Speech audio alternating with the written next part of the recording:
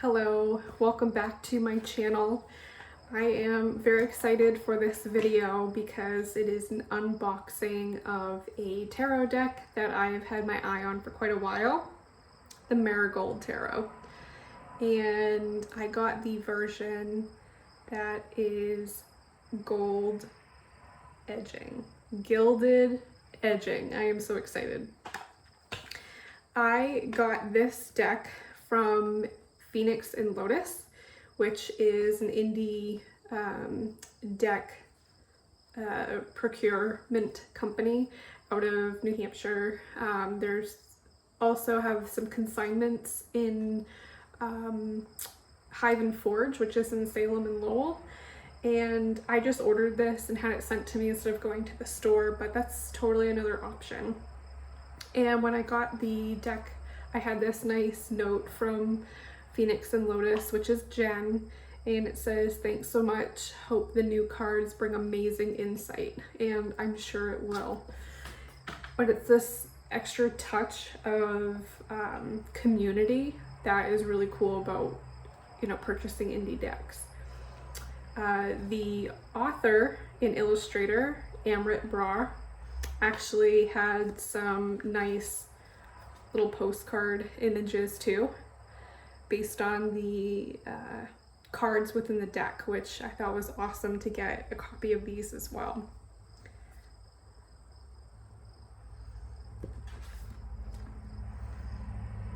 Beautiful, right? This is just a sneak peek of what these cards are gonna look like. Whew, I'm so excited. I also got a velvet bag to keep the cards in. If I can get a bag, I do prefer that than the clam box, but this is also really nice. And on the back, it says a 78 tarot deck rooted in life, death, and gold. So that's where we're heading, folks. We're going gold. So I did not buy the guidebook with it. It does come separate. It doesn't come with the box of the cards. I decided not to because I am experienced, so I don't necessarily need a guidebook anymore to be able to read. But if that was something that you're interested in, you'd have to purchase it separately. So I'm gonna go ahead and open this, and just plain box. Ooh. And this is the inside of the clamshell, which also matches the backs. And again, that gilded edge, so cool. These are a linen finish. You can see it's kind of texturized. Makes it really good for shuffling, which is nice. You can hear it, right? Yeah. Some people don't like linen edges. I mean linen finishing, and personally I love them. I think they're great. It adds a nice little gloss to the cards, and it almost protects them from damage, because if you have a really stiff card and you like to really give them a good shuffle, you can end up bending the cards, and this sort of gives it that extra layer of protection. But anyways, we'll go through these and see what we've got here. I think these are a little bit out of order. Let me double check real quick. There's one in particular that appears to be missing, but that might be intentional. So,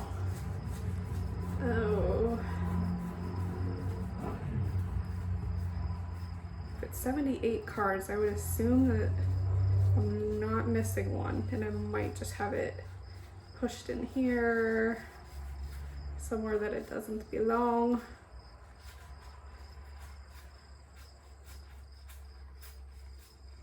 Huh, curious. Okay, well, maybe it'll pop up. It's not in this, is it?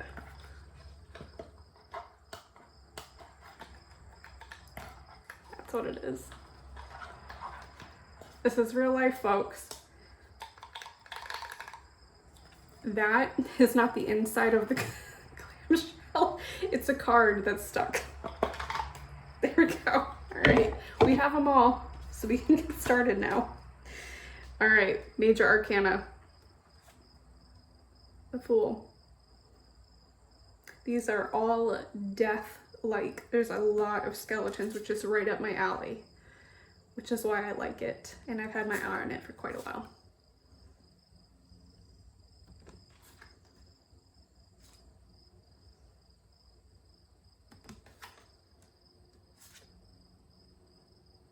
I think these are almost, oddly enough, they're more welcoming than the traditional Rider-Waite-Smith archetypes, which is odd because they're skeletons. They should be a little bit more foreboding, but they're not. Very beautiful.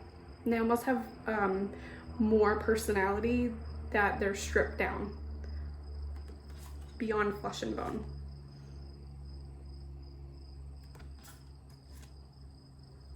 I think this one's kind of funny that it's on a bicycle. I think because everything else seems so natural in the cards, and then we have this like mechanical item.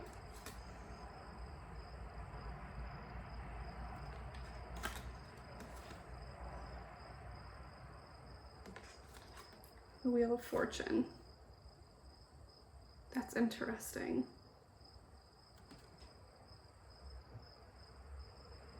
It's interesting we have some severed fingers in here too.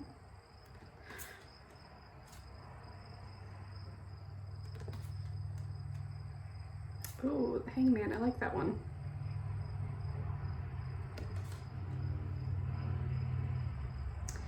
Death is very interesting.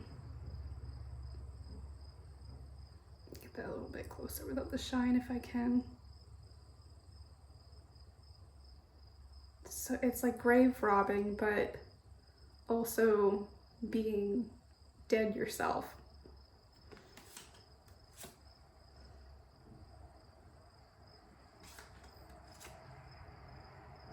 Oh, I love that. The death card is always so interesting in every deck to see how that archetype is portrayed. I think this one's beautiful.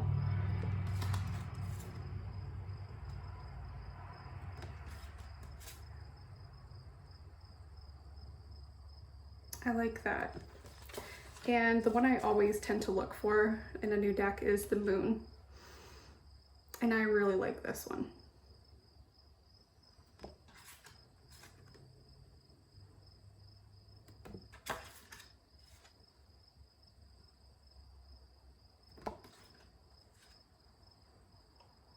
And that's the final card of the Major Arcana. Now we'll move into the suits. Put those over there. Lighten the load a little bit.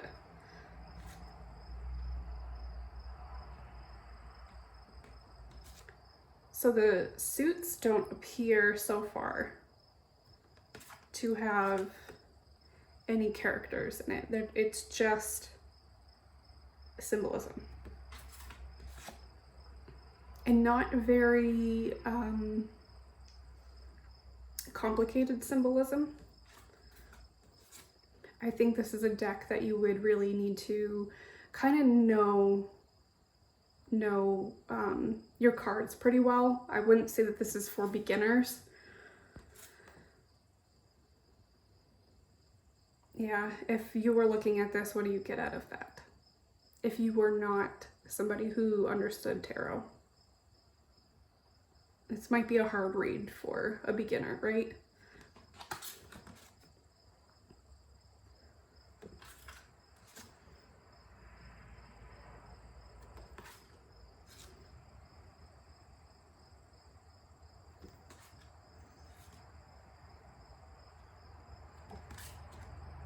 Okay, so now that we get into the courts, we do have some people. Well, skeletons, former people.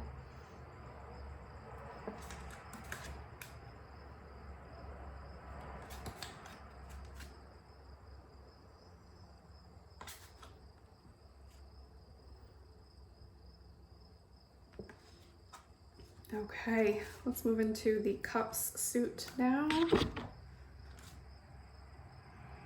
This is gonna be interesting.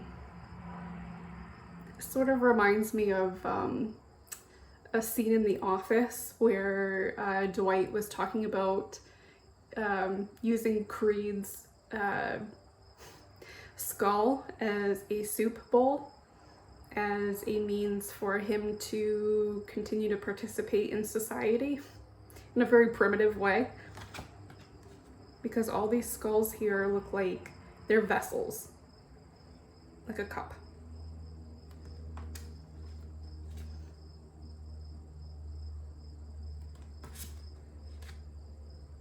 And sometimes it's a liquid vessel, and sometimes it's not.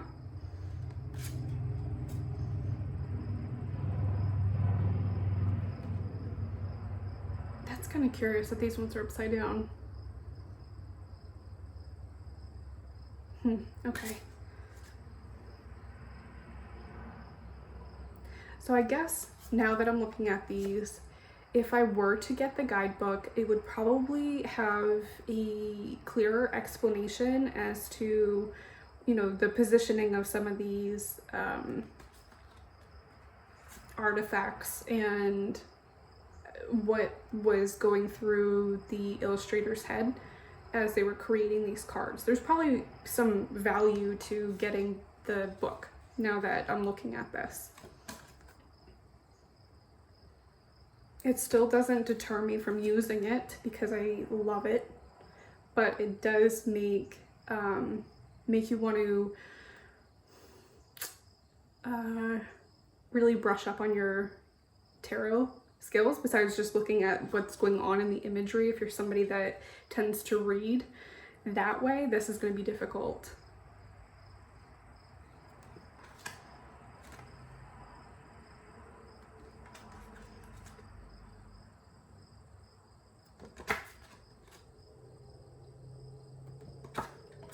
All right, swords next.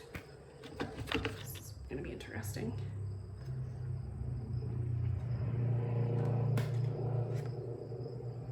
So we still have the crescent moon and the two swords being crossed, just like in the traditional Rider-Waite-Smith tarot. And same with the Three of Swords. Similar, but a more realistic heart than the illustrated heart in the Rider-Waite-Smith.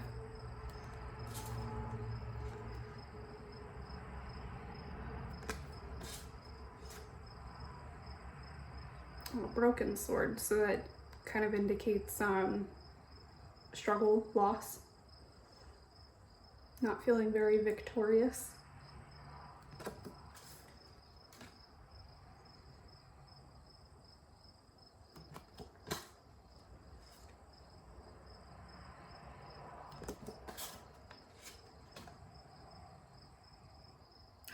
There's a tooth in the middle here.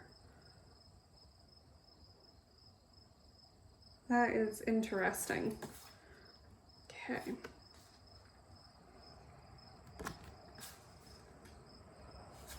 And then the infamous Ten of Swords, traditionally showing an individual lying on their stomach with a ton of swords sticking out of their back. This one is doing the same thing, but right through the skull.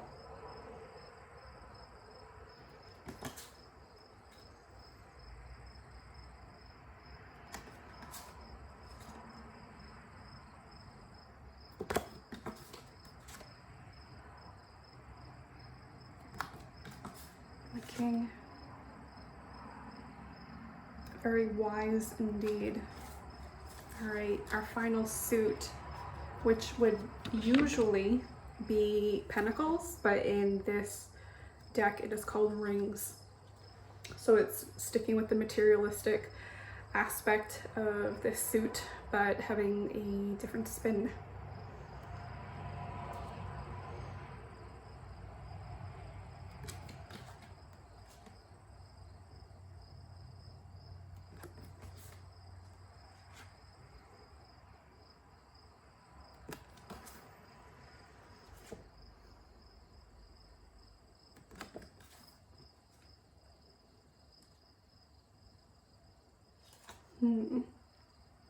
This one is curious. So 6 of Pentacles to me is usually sort of a give and take in the community. You give, you get back. And this seems to be to me it feels like a double-edged sword. So I guess that depends on how you read it. So I would be very curious to get the book to understand what the symbolism in these cards mean, which I might do at some point, just out of my own curiosity.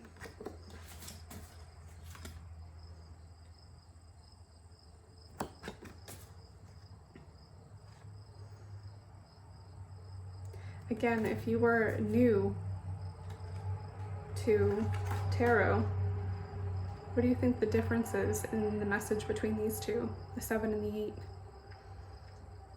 Probably don't really know, right? 9 of Rings.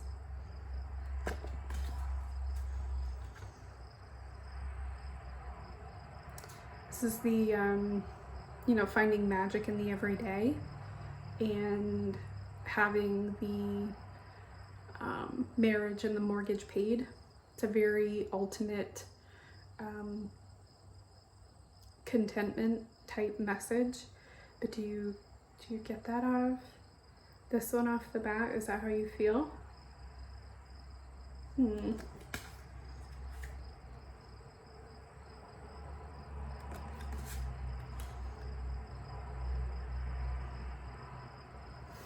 It seems very proper. Very good posture for a skeleton.